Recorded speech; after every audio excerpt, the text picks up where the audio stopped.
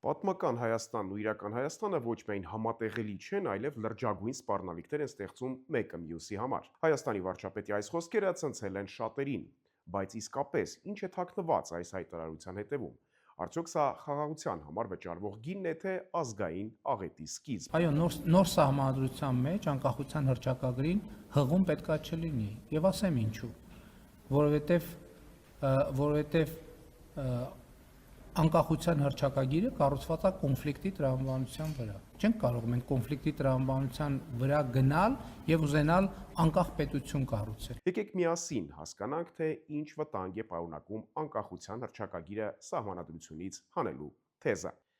Դիտեք մինչև վերջ եւ կիմանաք, թե ինչպես կարող է մեկ գաղափարը որոշել մեկ ազգի ճակատագիր։ Բարև ձեզ։ Այնինչ մենք այսօր ապրում ենք մեկ օրվա պատմություն չէ։ Սա մի երկար ու ցավոտ ճանապարհի գագաթնակետն է, որը սկսվել էր ոչ թե 2020-ի սեպտեմբերին, այլ շատ ավելի վաղ, 94-ի մայիսի 12-ից։ Բայց հիշենք 2018 թվականը։ Խոստումները նոր արդար ու հզոր Հայաստանի մասին էին, սակայն ինչ ստացանք 2 տարի անց։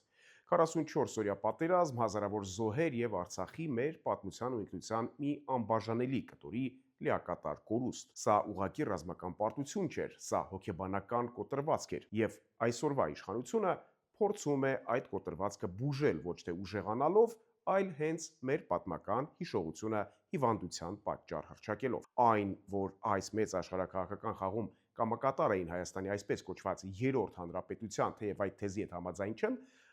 բոլոր ժամանակների ղեկավարները չեմ կասկածում, բայց դրան կանդրադառնանք մեկ ուրիշ անգամ։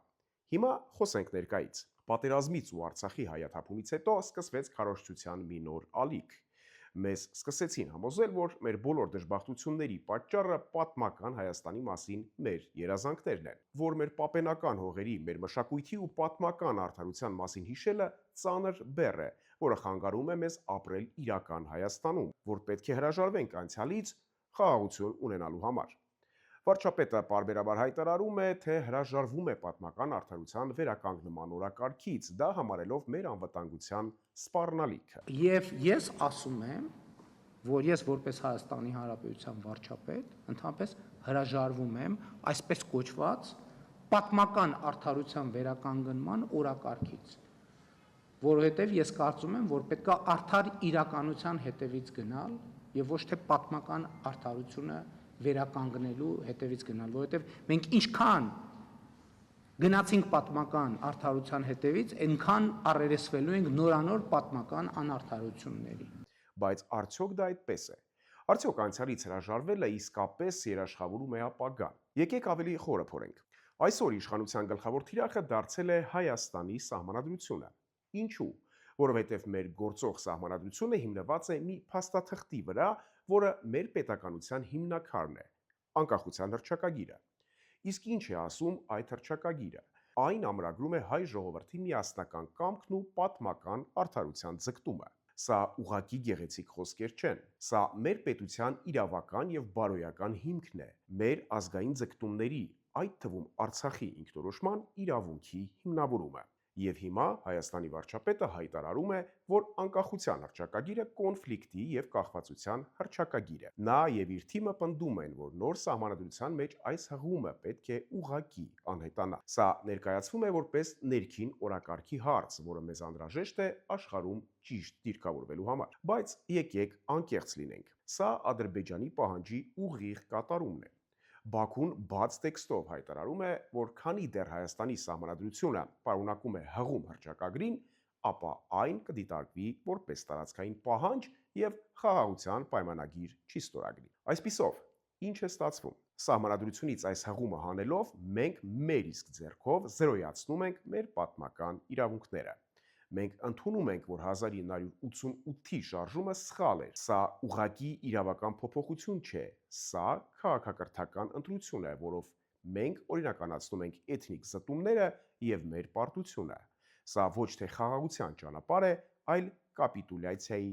վերջնական կնիքը։ Եկեք խոսենք իրական Հայաստան հասկացության մասին։ Իշխանության մեկնաբանությամբ դա Հայաստանի Հանրապետությունն է իր 29,743,000 քառակուսի կիլոմետր սահմանով, առանց պատմական հավակնությունների։ Թղթի վրա սա կարող է թվալ որպես պրագմատիկ քայլ, ապրել ներկայով ու չերազել անցյալի մասին, բայց սա շատ վտանգավոր պատրանք է եւ ահա թե ինչու։ Նախ Ադրբեջանի ախորժակը Արցախով չի ավարտվում։ Այսօր արդեն Ադրբեջանի վերահսկողության տակ են գտնվում Հայաստանի Հանրապետության ինքնիշխան տարածքի զգալի հատվածներ։ Ադրբեջանի նախագահը բացահայտ խոսում է Արևմտյան Ադրբեջանի մասին, այդ անվան տակ նկատի ունենալով ամբողջ Հայաստանը Երևանով, Սևանով եւ իհարկե Սյունիքով։ Երբ դու հրաժարվում ես պատմական Հայաստանից, դու քո թշնամուն ասում ես, որ պատրաստ ես զիջելու։ Դու ազդանշան ես տալիս, որ քո կարմիր գծերը շարժական են եւ որ ճնշման միջոցով քեզանից կարելի է նորանոր զիջումներ կորզել։ Ադրբեջանը տեսնում է, որ Հայաստանի իշխանությունը պատրաստ է զոհաբերել իր պատմությունն ու ազգային արժեքները եւ բնականաբար մեծացնում է իր պահանջների ցանկը։ Սահմանազատման գործընթացը, որը ներկայացվում է որպես խաղաղության ուղղված քայլ, իրականում միակողմանի զիջում է, առանց որևէ երաշխիքի, որ Ադրբեջանը դուրս կգա Հայաստանի մյուս օկուպացված տարածքներից։ Իրական Հայաստան կոնցեպտը ոչ թե պաշտպանական դոկտրին է, այլ հող նախապատրաստող գործիք, հանրությանը նոր տարածքային ու քաղաքական կորուստներին հոգեբանորեն տրամադրելու համար։ Եվ վերջապես, ամենակարևոր հարցը. ինչ գնով է մեզ առաջարկվում այս խաղաղությունը։ Սա արդար ու արժանապատիվ խաղաղություն չէ, սա պարտվածի խաղաղություն է, որը պարտադրվում է ուժի դիրքերից։ Սա մի իրավիճակ է, երբ քեզ ստիպում են հրաժարվել ոչ միայն տարածքներից, այլև քո ինքնությունից, քո պատմությունից ու հիշողությունից։ Ինչ է նշանակում լինել հայ։ Եթե Հայաստանի պետությունն ինքն է հրաժարվում իր պատմությունից, եթե ցեղասպանության ճանաչումը դադարում է լինել արտաքին քաղաքականության օրակարգ, եթե Արցախը ջնջվում է մեր իրական մտքից, եթե մենք մեր ձեռքով քանդում ենք մեր պետականության հիմքերը։ Ուժեղ պետությունները կառուցվում են հենց պատմական հիշողության վրա, այն դարձնելով ուժ, այլ ոչ թե թուլություն։ Ազգերը չեն հրաժարվում իրենց ցավից, այլ այն վերածում են զարգացման ու ազդեցության գործիքի։ Մինչդեռ մեզ առաջարկում են ճիշտ հակառակը՝ մոռանալ, որպեսզի ուղղակի կարողանանք գոյատևել։ Բայց սա գոյատևում չէ, սա դանդաղ մահ է։ Ազգը, որը կորցնում է իր պատմական հիշողությունը, դադարում է ազգ լինելուց եւ դառնում է կամքից զուրկ ժողովուրդ, առանց անցյալի ու հետեւաբար առանց ապագայի։ Այսպիսով, եկեք ամփոփենք. իշխանության կողմից առաջ մղվող պատմական Հայաստանից հրաժարվելու եւ իրական Հայաստան կառուցելու քաղաքականությունը ոչ թե խաղաղության ռազմավարություն է, այլ ազգային ինքնաոչնչացման ծրագիր։ Այն իրավականորեն ամրագրում է